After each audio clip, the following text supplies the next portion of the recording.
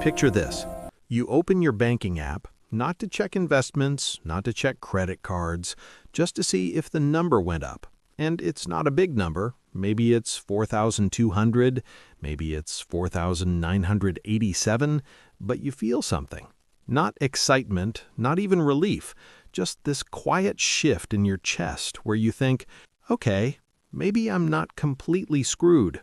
If you've ever refreshed your balance more than once in a day just to make sure the money didn't magically disappear, that's literally you. And this video is about you. My name is Milo, and I spend way too much time thinking about how money changes the way our brains make decisions. If you're someone who earns money but still feels behind, anxious, or one bad expense away from panic, make sure to hit the subscribe button and give this video a thumbs up if this helps you out. Because today I want to explain something that sounds backwards at first, but once you see it, you can't unsee it. Your first $5,000 changes your brain more than your next $50,000. And look, that sounds wrong. We're taught that money improves life in a straight line. More money equals more peace. More money equals more confidence. More money equals less stress. So logically, $50,000 should feel 10 times better than $5,000. But that's not how the brain works. Not even close. Here's the thing most people don't realize. Money doesn't just buy stuff. It buys psychological safety. And the brain responds dramatically to the removal of threat, not the addition of luxury. Before we even talk about savings, we need to talk about survival mode. When you're living paycheck to paycheck, your brain is not optimized for long-term thinking. It's optimized for not dying, literally. There's a part of your brain called the amygdala. Its job is to scan for danger, and financial instability keeps that system permanently switched on. Every unexpected expense feels like a threat. Every low balance notification triggers stress. Every decision becomes reactive.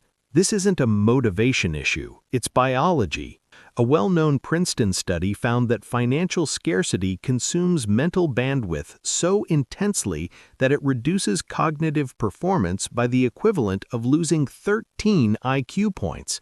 That's the same impact as pulling an all-nighter. So if you've ever wondered why you make worse financial decisions when you're broke, that's why. Your brain is overloaded. You're not bad with money, you're under threat. Now here's where the first $5,000 comes in. The brain doesn't care about net worth. It doesn't care about your future retirement projections. It cares about buffer. A buffer means you can absorb a hit without everything falling apart. For most people, $5,000 represents about 1 to 2 months of expenses, and psychologically that's massive. According to the Federal Reserve, roughly 37% of adults can't cover a $400 emergency without borrowing or selling something. So when you move from "any problem is a crisis" to "I can handle this," your nervous system changes. Not dramatically, not euphorically, it just quiets down. And that quiet is life-changing. Let's do simple math. Say your monthly expenses are $2,500. With zero savings, one car repair creates panic, one medical bill creates debt, one missed paycheck creates chaos. But at $5,000, you've just bought yourself about 60 days of breathing room. That breathing room is not about comfort, it's about time. Time to think, time to pause, time to choose instead of react. And this is where everything shifts. Most people think money problems are income problems, but very often they're timing problems. When you have no buffer, everything is urgent. When everything is urgent, you make bad decisions. When you make bad decisions, you stay stuck. Your first $5,000 breaks that loop. Now, you might be thinking, okay, Milo, but surely $50,000 feels way better than $5,000. And sure, it does, but not 10 times better. This is where diminishing psychological returns come in. There's a famous study by Daniel Kahneman and Angus Deaton that showed emotional well-being rises with income up to a point, then levels off. The same thing happens with savings. The jump from 0 to 5,000 removes fear. The jump from 5,000 to 50,000 mostly adds options, and removing fear has a much bigger impact on your brain than adding options. Think of it like this. Imagine your financial life is a room. When you have no savings, the floor is collapsing. Every step feels risky. Your first $5,000 fixes the floor. Now you can stand without falling. Adding $50,000 raises the ceiling. That's nice, but you were already standing. This is why someone with $6,000 saved can feel calm for the first time in their life, while someone with $100,000 still feels anxious. One fixed the floor, the other just decorated the ceiling. Here's where it gets really interesting. Once you have a buffer, your brain rewrites how it perceives risk.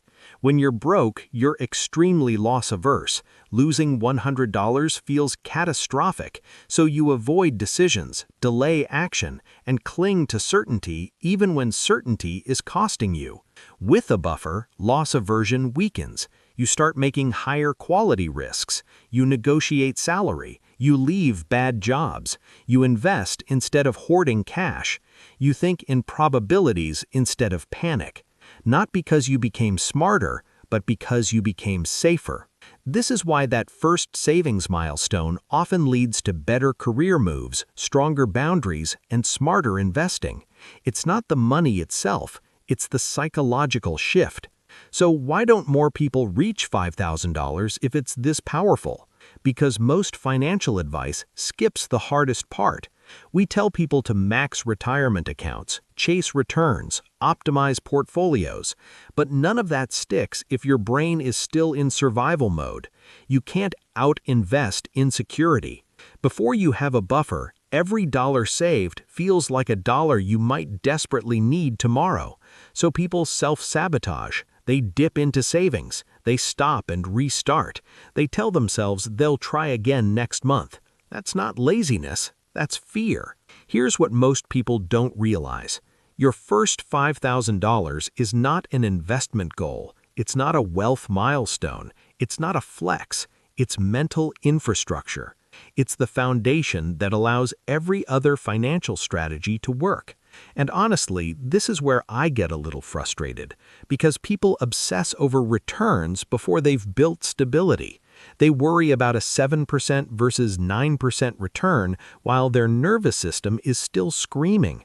A 10% return on zero confidence is still anxiety. So let me give you a few things you can do immediately. First, rename the goal. Stop calling it an emergency fund. Stop calling it savings. Call it your sleep fund, because that's what it buys you. When the purpose is emotional safety, not optimization, you're less likely to self-sabotage it. Second, shrink the timeline. Instead of obsessing over $5,000, aim for $1,000, then $2,500, then $5,000.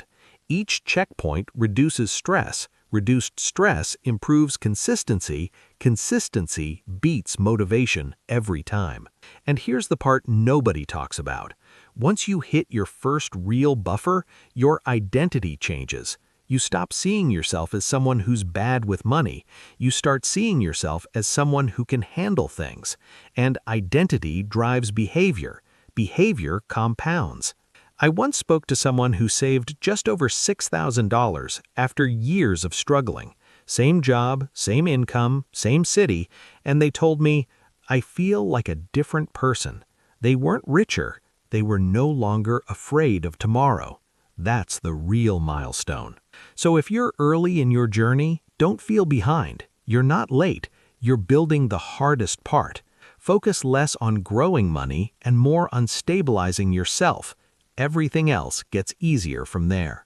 If this helped you understand something you've been feeling but couldn't explain, hit the like button. It genuinely helps this reach people who need it. And if you want more honest conversations about money, psychology, and building real financial calm, make sure you're subscribed. I'll see you in the next one.